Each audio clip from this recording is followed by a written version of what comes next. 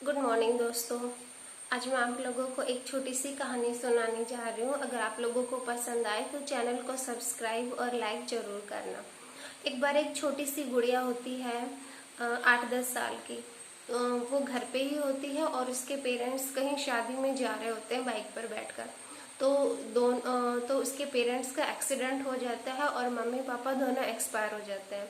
फिर वो अपनी चाची के पास घर पे रहती है, चाचा चाची और उसका एक छोटा भाई होता है।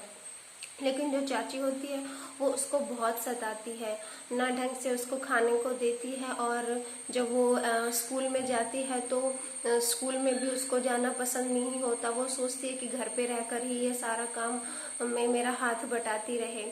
तो ऐसे करके धीरे धीरे वो चाहती है कि उसकी चाची बोलती है कि इसकी पढ़ाई ना छुड़वा देते हैं। लेकिन वो लड़की बहुत होशियार होती है पढ़ाई में। वो हमेशा फर्स्ट आती है। एक बार उसका रिजल्ट आया, बहुत अच्छे मार्क्स आए, तो उसने अपने चाचा को बोला कि चाचा मैं ऐसे फर्स्ट आई हूँ। तो उसका चाचा उससे बहुत प्यार करता था, वो बहुत खुश हुआ और अपनी बेटी के लिए वो मालपुरी लेकर आया और बोला कि बेटी तो इसको चुपके चुपके से खा ले जब से तेरी चाची बाहर गई हुई है।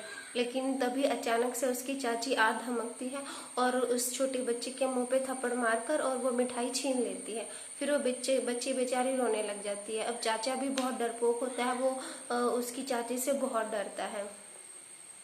तो फिर ऐसे ही एक बार क्या हुआ, स्कूल से फोन आया कि आपने फीस जमा नहीं करवाई। तो उसकी चाची बोली कि हम बहुत गरीब हैं, ऐसे ऐसे एक्टिंग करने लगी और बोली कि हमें नहीं पढ़ाना अपनी बेटी को।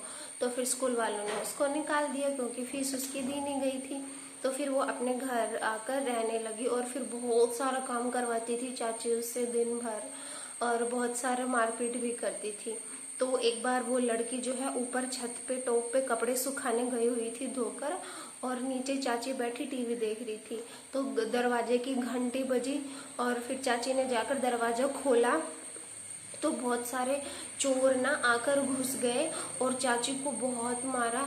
और ऐसे ही उसका गला काटने लगे, बोले कि जितना भी धन है तेरे घर में सारा हमें दे दे। चाची बहुत डर गई।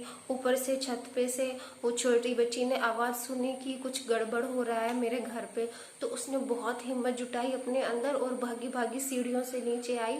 और जैसे ही वो चाची के गले पर उन्होंने छुरी रख रखी थी तो उसने उठा के एक कोई पत्थर जैसी चीज थी वो दे मारी। चोर पर वो पत्थर लगा तो उन्होंने वो चाकू छोड़ दिया और फिर एकदम से वो भागी रसोई की तरफ छोटी बेबी। और उसने मिर्च का डब्बा लिया या तेल सरसों का तेल लिया और वहां सभी जगह फैला दिया। तो वो सारे लोग फिसल फिसल कर गिरने लगे क्योंकि सभी जगह तेल हो गया था, वो भाग नहीं पाए।